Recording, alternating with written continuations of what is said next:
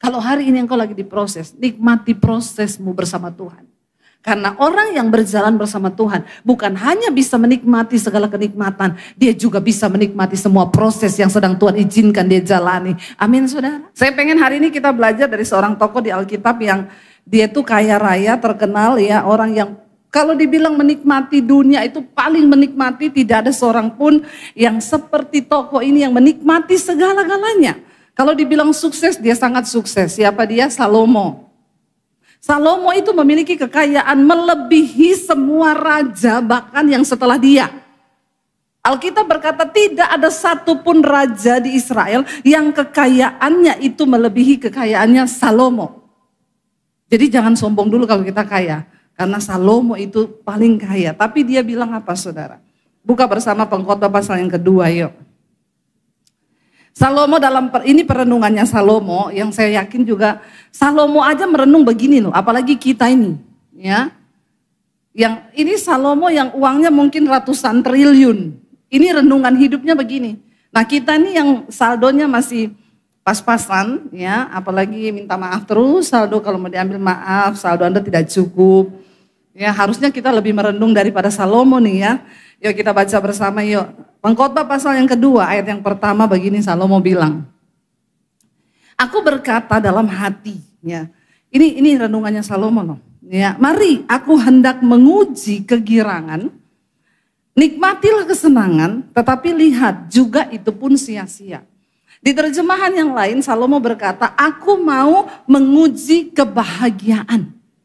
Bukankah setiap orang yang hidup mencari yang namanya kebahagiaan? Siapa pengen bahagia di sini? Semua ya. Saya juga pengen bahagia. Tapi apa yang Salomo bilang? Aku mencoba menguji kebahagiaan itu. Apa sih sebenarnya kebahagiaan hidup itu? Menurut saudara kebahagiaan itu apa saudara? Oh, waktu saya menikmati dan saya dapatkan semua yang saya mau, itu saya bahagia. Ya, oh waktu saya bisa punya rumah, saya bisa punya mobil, saya bisa punya itu saya bahagia. Menurut saudara bahagia itu apa saudara? Oh waktu saya bisa nikah dengan orang yang memang benar tepat itu bahagia. Tapi kita melihat arti kata bahagianya Salomo. Ayat 2 dia bilang begini saudara. Tentang tertawa, baca bersama. Tentang tertawa aku berkata itu bodoh. Ya, dan mengenai kegirangan apa gunanya? Aku menyelidiki diriku, ayat 3 dia bilang begini. Aku menyelidiki diriku dengan menyegarkan tubuhku dengan anggur. Ya. Sedang akal budiku memimpin dengan hikmat. Artinya Salomo minum anggur tapi tidak mabok. Ya, orang kaya begitu biasanya. Karena yang mabok itu biasanya stres. Ya, tapi kalau orang cuma dia bilang aku menyegarkan tubuhku dengan anggur tapi akal budiku tetap dalam diriku, artinya masih sadar. Kan banyak kan orang minum itu enggak sadar ya, itu sudah melampaui. Dia bilang aku menyegarkan diriku dengan anggur ya, tetapi akal budiku tetap memimpin dengan hikmat dan dengan memperoleh kebebalan sampai aku mengetahui apa sih yang baik bagi anak-anak manusia untuk dilakukan di bawah langit selama apa dikatakan hidup mereka yang pendek saudara. Hidup ini sebenarnya pendek, umur manusia itu pendek. Alkitab bilang 70 tahun. 70 tahun itu enggak lama, apalagi sekarang yang sudah mulai menginjak kepala 6. Ya, berapa banyak yang kepala 6 angkat tangan? Yang kepala 7 ada? Yang kepala 7? Puji Tuhan ya, enggak usah takut ya ibu-ibu ya. Kalau dengar khotbah ini enggak usah takut, nih Alkitab yang bilang. Ya, dikatakan di sana bahwa hidup kita ini pendek. Kalau kita mencapai 70, kan ada yang nggak mencapai. Kemarin saya lihat status seorang ibu angkat foto anaknya meninggal. Saya tanya, Bu, anaknya umur berapa? 21 tahun Bu Debi. 21 tahun meninggal saudara. Kenapa Bu, sakit apa? Aduh sedih saya. Asam lambung ya naik sampai ke jantung dan meninggal. Sekarang banyak loh anak-anak muda itu asam lambung.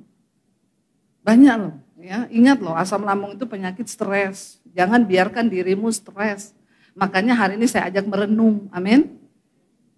Jangan banyak pikiran, renungkan hidupmu.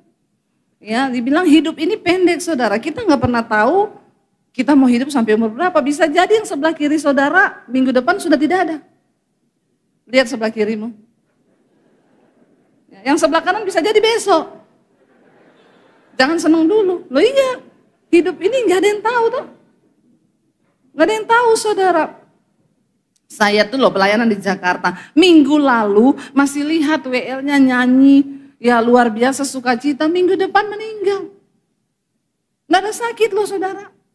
Kita nih semua gak ada yang tahu kan sampai kapan. Ya bisa jadi juga saya kapan dipanggil gak ada yang tahu. Hidup ini misteri dan kita harus memberi arti yang benar-benar supaya jangan ya sampai kelewat. Lalu Salomo bilang begini saudara.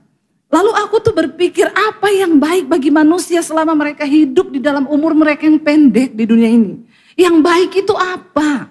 Dan biar ini menjadi perenungan kita sebelum Tuhan panggil kita, kita harus melakukan sesuatu yang baik. Karena gak peduli berapa banyak hartamu, ya saudara mau miskin, mau kaya, mau pejabat, mau orang biasa, mau muda, mau tua. Kita ini satu yang pasti dari kita semua ini yaitu kematian. Mau muda juga sedang berjalan pada kematian, yang tua juga berjalan pada kematian. Malah belum tentu yang tua duluan mati. Jadi tolong yang muda-muda sekarang kau jangan melirik sama yang 70 tahun, yang rambut putih terus kau dalam hatimu nih, dia duluan nih. Belum tentu loh, jangan sombong loh, belum tentu. Lalu Salomo bilang begini, dia mikir melakukan apa ya di bawah matahari yang pendek umurnya ini. Yo ayat 4 dia bilang begini. Lalu dia melakukan, aku melakukan apa? Pekerjaan-pekerjaan besar. Mendirikan bagiku rumah-rumah. Menanami bagiku kebun-kebun. Berarti rumahnya bukan satu. Mendirikan rumah-rumah. Rumahnya banyak saudara.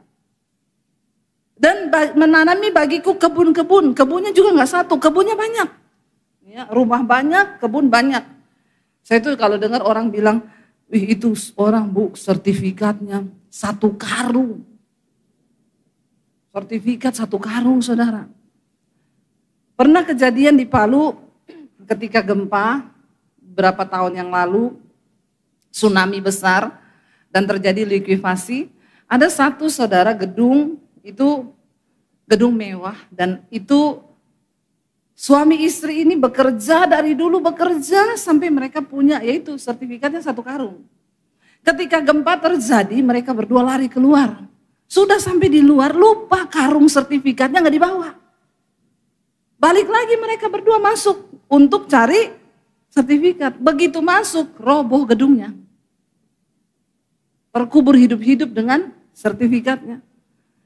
Bayangkan saudara, selama hidup itu yang dicari, kerja terus banting tulang. Sampai dulu saya pernah kasih tahu satu ilustrasi kan. Ada suami istri. Mereka tiap hari bekerja terus. Kadang suaminya bilang gini, "Mah, kita ini kan sudah banyak duit, jalan-jalan lah ke luar negeri." Karena buat apa duit kita banyak? So, istrinya bilang, "Jangan, tabung, belum banyak, kita kumpulin sebanyak mungkin." Tiap hari kerja sampai malam, satu saat istrinya lagi kerja mati kena serangan jantung. Karena kecapean gak pernah tidur. Waktu istrinya mati suaminya nikah sama pembantunya Inem.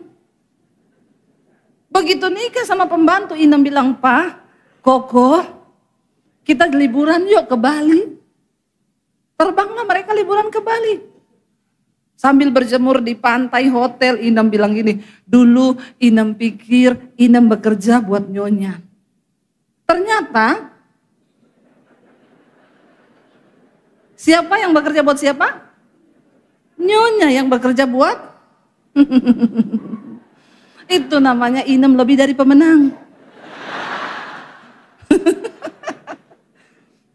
Inem nyonya yang susah payah cari duit kerja meninggal nyonyanya Inem nikah sama bapak. Langsung ini mengajak ke Bali, ke Singapura. Dan uang udah banyak. Jadi nyonya bekerja buat hati-hati nyonya-nyonya. Juga tuan-tuan.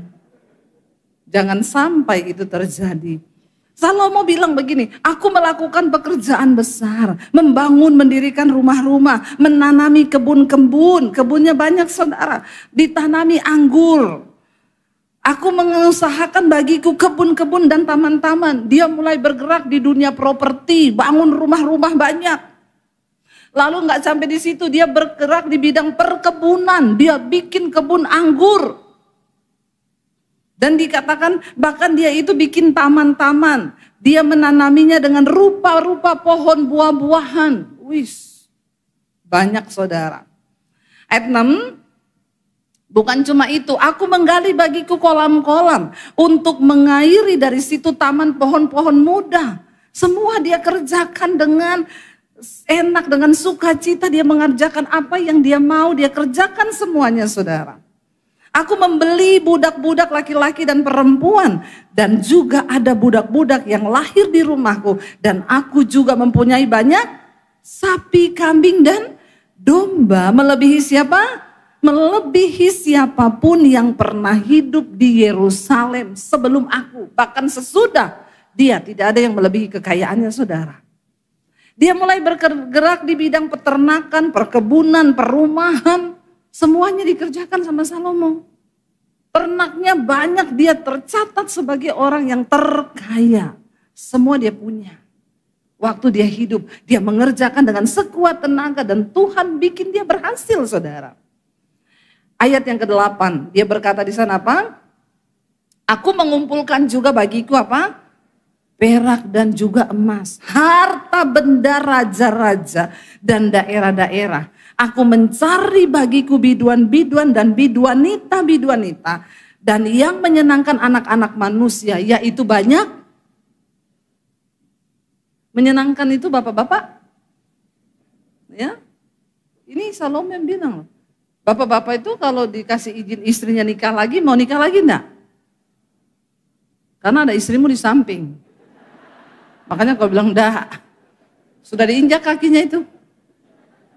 Ya. Salomo berkata dia mengumpulkan perak dan emas. Saudara, sekarang emas lagi naik daun. Ya, emas ini gila-gilaan naiknya. Ya, dan semua orang berlomba-lomba uangnya buat beli emas. Ya. Ketika emas naik, kita diam-diam aja karena diam adalah emas itu naik gila-gilaan, perak juga naik gila-gilaan. Kenapa saudara? Karena Alkitab berkata emas dan perak itu milik Tuhan. Emas itu gak mungkin turun harganya. Karena tidak bisa dibuat oleh tangan manusia. Itu diciptakan oleh Tuhan. Dan makin lama memang makin habis. Tapi yang pengen makin banyak. Makanya tidak akan pernah turun harga emas. Salomo bukan cuma emas biasa. Dia mengumpulkan emas tua, bahkan harta benda raja-raja. Dari seluruh negeri dia beli harta benda raja-raja. Dia koleksi kumpulannya kerajaan-kerajaan. Apa yang kurang dia mau, semua dia bisa dapat. Makanya saya bilang, udah deh, udah gak ada yang lebih kaya hari ini yang duduk di tempat ini orang kaya. Kekayaanmu tidak melebihi Salomo. Bahkan dia bilang begini, dia juga budak-budaknya makin bertambah banyak, ada yang lahir di rumahnya, dan dia bukan cuma itu, masih nggak enak nih hidup kok cuma gini-gini aja ya, semua sudah dikerjakan, semua berhasil. Dia panggil biduan-biduan, penyanyi-penyanyi saudara, tiap malam diundang itu para penyanyi datang. Ya kalau zaman sekarang mungkin masih ada Salomo diundang, Justin Bieber diundang, ya Inul goyang ngebor di istananya. Pokoknya untuk menghibur hatinya. Ya, suruh nyanyi karena ya sudah semuanya dia dapat. Ya, nyanyi di sini untuk menghibur hatinya. Dia ngapain aja bebas saudara. Namanya juga orang kaya. Semua dia punya, semua dia dapat. Lalu dia bilang dan bahkan aku mencoba melakukan apa yang disenangi oleh anak-anak manusia, yaitu banyak gundik. Gundiknya banyak. Ya. Kira-kira Salomo itu istri dan gundiknya kalau di plus 1000. 1000 loh. Ada di sini bapak-bapak yang bisa kawin 1000? Kata bapaknya gini, satu aja pusing saya bu. Istri saya satu aja nih ya. Tiap hari bukan tambah kecil tambah besar bu. Ya. malah mengerikan. Ini 1000 saudara. Ya, itu kalau dibagi setahun dia mungkin ya 6 bulan sekali baru ketemu satu. Apa yang dia mau dia turutin. Istrinya 1000. Itu istri plus gundik loh. Kurang apa saudara? Dia lakukan semua apa yang disenangi. Tapi dia bilang begini saudara. Dengan demikian ayat 9 dikatakan di sana apa? Dengan demikian aku menjadi besar pada siapapun yang pernah hidup di Yerusalem sebelum aku, dan pada itu hikmatku tinggal tetap padaku. Ayat 10, aku tidak merintangi mataku dari apapun yang dikehendakinya, dan aku tidak menahan hatiku dari sukacita apapun, sebab hatiku bersukacita karena segala jerih payahku, itulah buah dari segala jerih payahku. Dia tidak menahan pandangan matanya, apa yang dia pengen dia turuti. Apa yang dia lihat, dia turuti. Padahal Alkitab berkata, mata adalah pelita tubuh. Jangan dituruti semua keinginan matamu. Karena yang ada dalam dunia ini kata Yesus cuma 3 hal. Keinginan mata, keinginan daging, dan kesombongan hidup. Tapi Salomo dia ikuti semua yang dia mau, dia turuti apa yang matanya lihat. Dia tidak menolak apapun yang hatinya mau, dia ikuti saudara. Ayat 11 berkata kita baca, ketika aku meneliti segala pekerjaan yang telah dilakukan tanganku dan segala usaha yang telah kulakukan untuk itu dengan jerih payah, lihatlah segala sesuatu adalah kesia-siaan dan usaha menjaring angin. Memang tak ada keuntungan di bawah matahari. Pada akhirnya dia menemukan hidupnya kosong. Ternyata gak ada apa-apanya.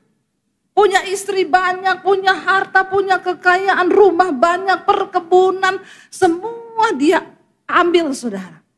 Tapi pada akhirnya dia bilang, dia tidak menemukan apa-apa, semua itu sia-sia. Lalu, aku berpaling untuk meninjau hikmat, kebodohan dan kebebalan. Sebab apa yang dapat dilakukan orang, hanya menggantikan raja, hanya apa yang telah dilakukan orang. Dan aku melihat bahwa hikmat melebihi kebodohan, seperti terang melebihi kegelapan. Mata orang berhikmat, ayat 14, mata orang berhikmat itu ada di kepalanya, kata Salomo.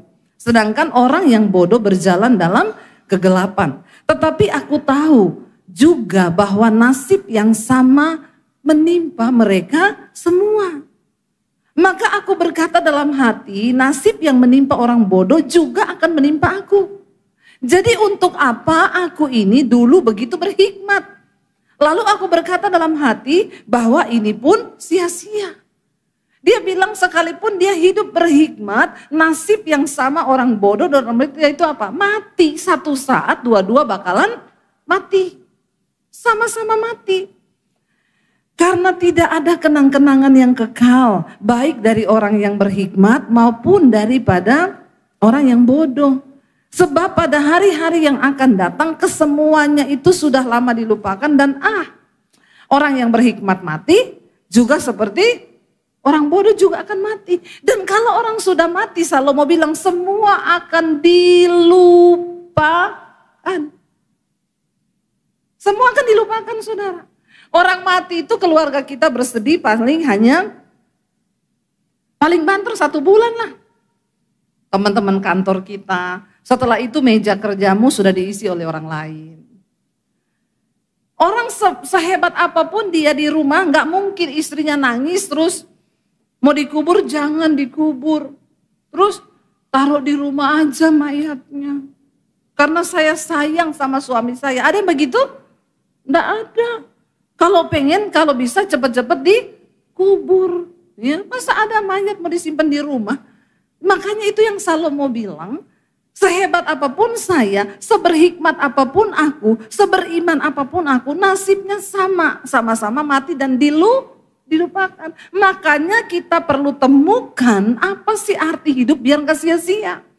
Lalu Salomo bilang begini, oleh sebab itu aku membenci hidup Saudara bisa bayangkan sekelas Salomo yang punya segala sesuatu sampai berkata, oleh karena itu aku benci hidup. Ada di antara saudara yang sekarang sudah benci hidup pengen mati? Gak ada kan? Bahkan sestres apapun kita ini gak benci hidup kan, masih pengen hidup kan? Tapi Salomo sebagai seorang yang paling kaya pernah berkata dia benci dengan hidup. Karena aku menganggap menyusahkan apa yang dilakukan di bawah matahari, sebab segala sesuatu adalah kesia-siaan dan usaha menjaring angin. Memang seperti inilah hidup manusia, saudara. Kita datang telanjang gak bawa apapun, kita mati pun kita tidak bawa apapun. Ini loh arti hidup sesungguhnya. Dia bilang begini, aku membenci segala usaha yang kulakukan dengan jerih payah di bawah matahari.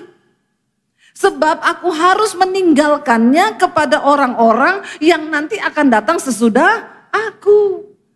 Sehebat apapun kita bekerja keras, waktu mati semuanya kita akan tinggalkan. Lalu orang-orang yang tidak bekerja, mereka yang akan menikmati. Jadi bapak-bapak boleh kerja, tapi jangan lupa waktu, jangan lupa kau menikmati hidup, jangan lupa menikmati sesuatu. Amin. Lalu Salomo bilang begini, saudara.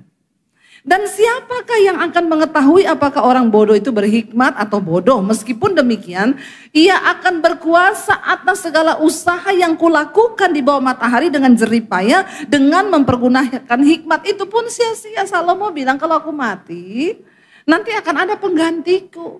Lah apakah dia orang berhikmat atau bodoh kan aku enggak tahu. Tetapi kan dia yang akan menikmati semua harta yang sudah aku cari dengan jerih lelahku selama ini. Itu pun adalah sia-sia. Lalu dengan demikian aku mulai putus asa. Bayangkan loh, sekelas Salomo putus asa. Bukan karena miskin, bukan karena nggak punya uang. Saking terlalu kaya, jadi putus. Ini lebih kasihan lagi, saudara. Kalau kita putus asa karena miskin, ya biasa toh. Biasa kan? Teman saya ngangkati, dia kan lagi liburan nih ke Swiss. Dia ngangkat di pesawat, saudara. Pesawatnya geter-geter, tulisannya begini.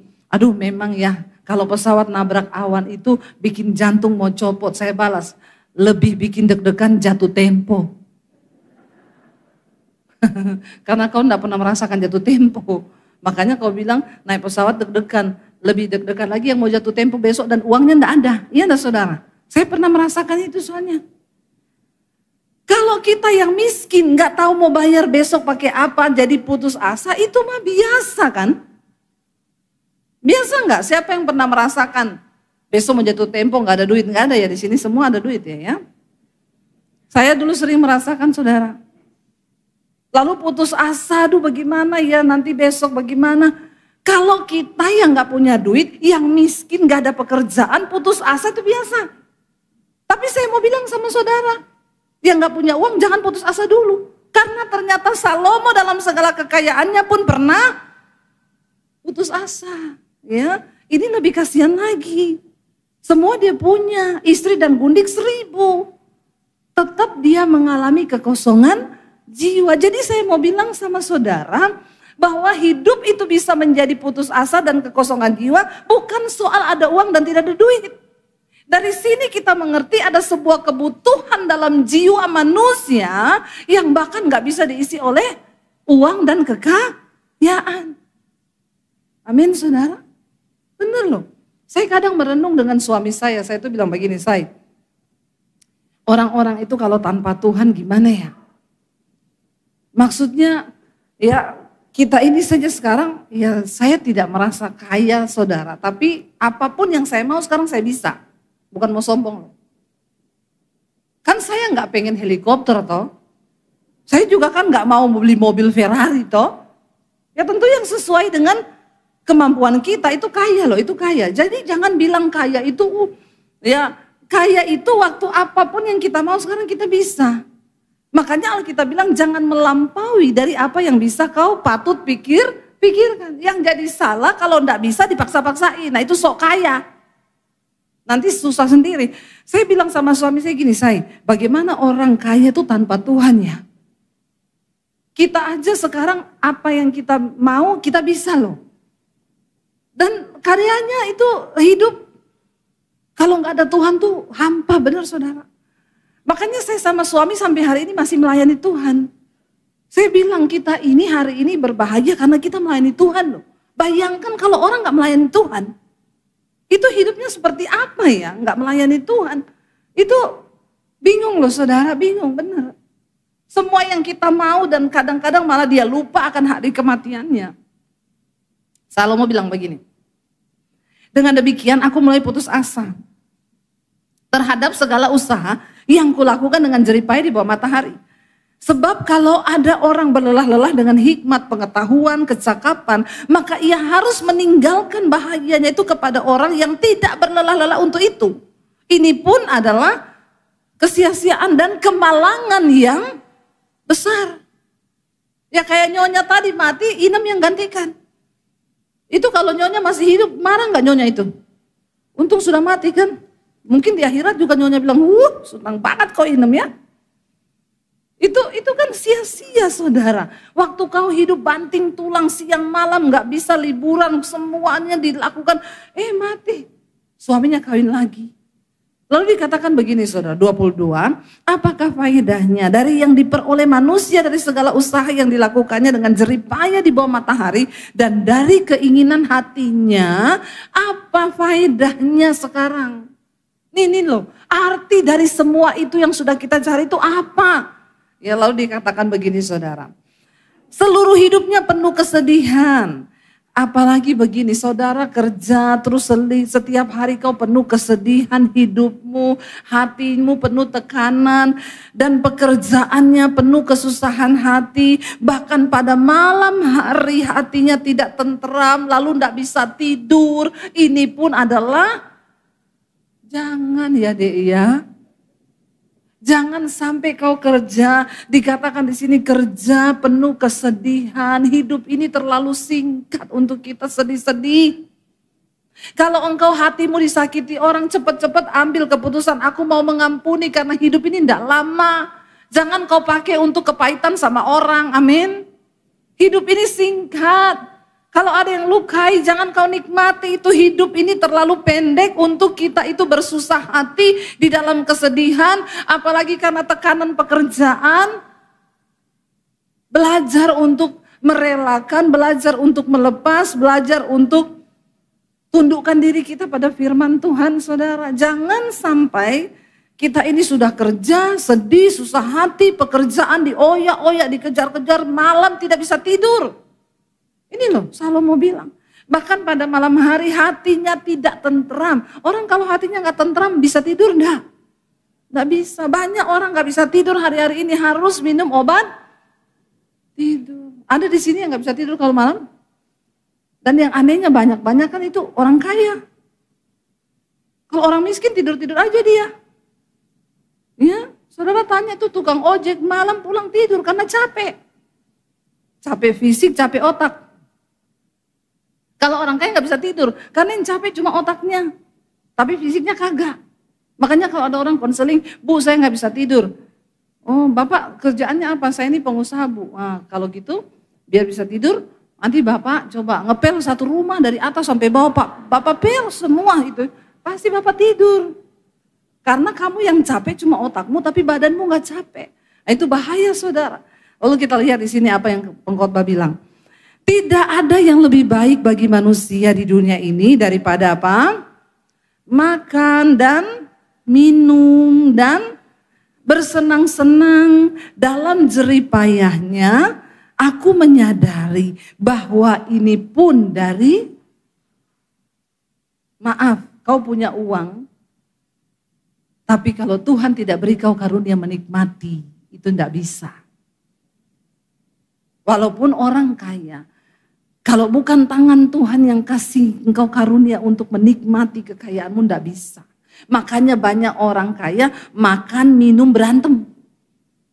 Tapi orang yang disertai Tuhan, yang hidupnya ada campur tangan Tuhan. Salomo bilang, tidak ada yang lebih baik bagi manusia di dunia ini daripada makan dan minum dan bersenang-senang dalam jerih payahnya. Tetapi aku menyadari bahwa ini pun dari tangan Allah. Mari kita minta saudara penyertaan Tuhan dalam hidup kita, amin. Di sini nggak dibilang soal makannya daging atau steak atau apa, enggak loh. Makan, minum, dan bersenang-senang. Walaupun miskin kita masih bisa makan, masih minum, masih bisa senang-senang. Kalau ada tangan Tuhan yang menyertai hidup kita saudara, amin. Jadi kita menemukan sekarang arti hidup bukanlah soal kekayaan. Tapi dari tangan Tuhan yang menyertai, memberkati, dan memberikan kita perkenanan Tuhan. Dikatakan di sini karena siapa dapat makan dan merasakan kenikmatan di luar Tuhan. Siapa yang bisa merasakan kenikmatan selain daripada orang-orang yang dekat dengan Tuhan? Cuma Tuhan yang bisa membuat kita merasa bersyukur dan ada kenikmatan di dalam kehidupan ini. Makanya dalam segala jerih payah usaha yang kau kerjakan, selalu engkau tetap tinggal di dalam Tuhan. Jangan lari dari Tuhan. Tidak ada kenikmatan lain di luar Tuhan. Bukan soal kau punya banyak. Saya sudah melihat banyak orang kaya saudara. Saya ketemu banyak orang kaya. Tapi yang berbahagia itu cuma mereka yang hidupnya dekat dengan Tuhan. Yang di luar Tuhan enggak. Rumah tangganya hancur, bercerai, anaknya narkoba. Banyak duit loh saudara. Tapi ternyata duit yang mereka dapat itu menghancurkan diri mereka sendiri. Karena mereka di luar Tuhan. Sebaliknya saya bisa banyak melihat orang yang sederhana hidupnya. Tapi mereka berjalan bersama Tuhan. Lebih berbahagia daripada orang-orang kaya yang di luar Tuhan. Saya pernah cerita, saya ketemu satu ibu. Kaya banget saudara. Tidak punya anak lagi. Kaya banget ya. Nggak punya anak, satu saat tadinya ibu ini sehat, saya dulu diundang ke persekutuannya, sehat saudara, tiba-tiba sakit-sakitan ibu ini, saya tanya, itu ibu kenapa sakit-sakitan? Jadi gini bu, dia tuh ada kerjasama sama orang, ya uangnya dibawa lari, berapa ratus M gitu, terus tapi dia masih kaya tuh, kekayaannya masih banyak, tapi dia sakit hati dengan uang yang dibawa lari itu. Padahal waktu saya ketemu dia bilang gini, bu, ibu harus beli bantal. Itu bantal elektromagnetik. Nanti kalau kita tidur pakai bantal itu bantal bisa menyerap racun-racun dari tubuh kita. Dia pakai di rumah sandal magnetik. Bisa menyerap racun dari kaki. Selimutnya selimut magnetik. Saya sampai gini, itu pasti mahal. Iya mahal ini bu memang, tapi ibu pakai biar sehat. Dia tunjukin saya wajannya di dapur. Ini semua wajan elektromagnetik bu. Beli dari Jepang. Kenapa bu? Wajannya mahal sekali. Iya. Saya mau beli bu satu kalau saya masukin ayam tiba-tiba jadi rendang. Mau saya. Masukin ayam jadi rendang. Masukin ini jadi, oh enggak bu. Ya ini tetap ayam. Ayam rebus tetap ayam rebus. Iya enggak berubah tuh. Enggak. Tapi semua racun-racunnya sudah diisep sama wajan ini. Kolesterolnya apa. Jadi kita makan sehat. Oh gitu ya bu, ya. Ya sandal magnetik, jadi dia jalannya gini-gini kan, karena sambil disedot-sedot racunnya toh. Waktu dia ditipu uangnya ratusan juta. Dia tidur pakai bantal magnetik, kasur magnetik, selimut magnetik. Tapi tiap hari dia sedih ingat uang ratusan juta dibawa lari orang. Tiba-tiba mulai kurus, saya ketemu orang-orang ngomong dia kena cancer bu. Dalam waktu cepat. Karena stres pikirannya, uangnya dibawa lari, kena cancer. Tidak lama saudara, hanya 3 bulan meninggal ibu itu. Meninggalkan suami dengan harta ratusan miliar.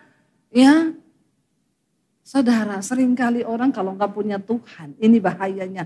Hatinya, hartanya itu, hatinya melekat di hartanya. Saya bilang kenapa dia tidak memilih merelakan uang yang dibawa lari orang dan mensyukuri yang masih ada kan. Tuh masih ada loh. Dia kepahitan, dia kecewa, biar mau pakai bantal magnetik. Kalau hati melekat di harta, tidur enggak bisa hilang itu pikiran. Bantalnya magnetik saudara. Tapi kepahitannya tetap ingat terus, itu kok orang bawa lari uang saya kok gini-gini. Kita harus belajar di hidup ini. Bahwa semua yang kita punya itu titipan Tuhan, amin. Supaya satu saat waktu kau ditipu kau bisa merelakan. Saya waktu itu belum kaya banget saudara, saya gak punya uang puluhan M atau MM-an. Ditipu uang saya 300 juta dibawa lari. Saya belajar untuk berkata, Tuhan ini adalah milikmu. Dalam nama Yesus, tolong jagai hatiku. Tiap kali setan ingetin orang itu kurang ajar ya, orang itu bawa lari uangmu. Dalam nama Yesus, dia lebih butuh Tuhan. Biarkan dia ambil, aku mau melepaskan pengampunan, aku melepaskan pengampunan. Harus begitu. Itu bedanya orang dalam Tuhan dan tidak. Kalau enggak mati juga saya. Tiap hari kepahitan, tiap hari ingat mukanya. Kan orang kepahitan tuh sama dengan orang jatuh cinta loh. Aku mau makan, ingat dia. Aku mau tidur, ingat dia. Iya kan?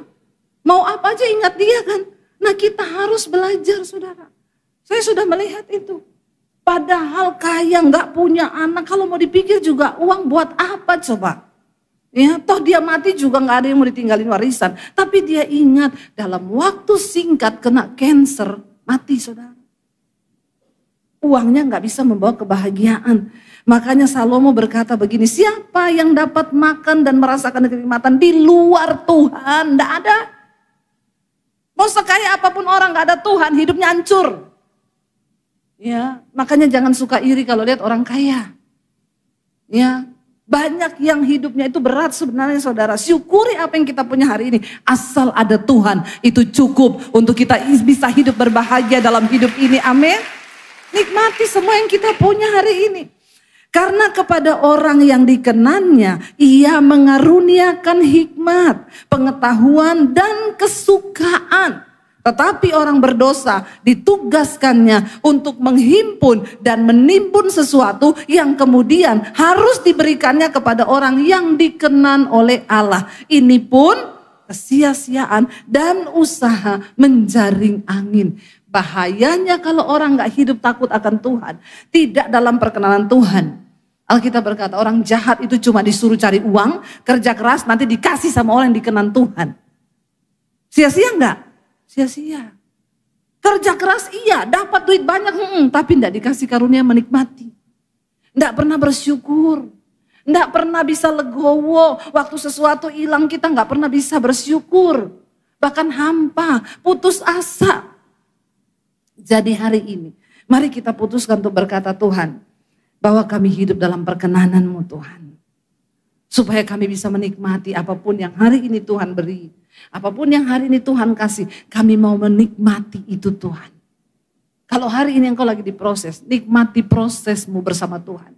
Karena orang yang berjalan bersama Tuhan bukan hanya bisa menikmati segala kenikmatan, dia juga bisa menikmati semua proses yang sedang Tuhan izinkan dia jalani. Amin saudara. Bersama Tuhan. Yang terpenting bukan ada uang atau tidak ada uang. Ada masalah atau tidak ada masalah. Yang terpenting dengan siapa engkau berjalan hari ini. Kalau hidupmu dalam perkenanan Tuhan. Mau itu proses, mau itu berkat. Engkau tetap bisa mensyukuri semuanya. Amin. Kenapa saya berkata ini saudara? Karena saya pun mengalami perkenanan Tuhan. Itu yang membuat hidup kita berbahagia. Orang yang dalam perkenanan Tuhan walaupun kaya tidak pelit. Ada orang kaya, pelit saudara. Ya, ini pun sia-sia. Tidak bisa menikmati hidup. Ya, tetapi ketika kita dalam Tuhan, ingat ayat ini berkata, siapa yang bisa makan, minum, dan menikmati segala apa yang dia punya. Kalau dia berada di luar Tuhan. Hanya orang yang berada dalam Tuhan yang akan bisa menikmati segalanya. Amin.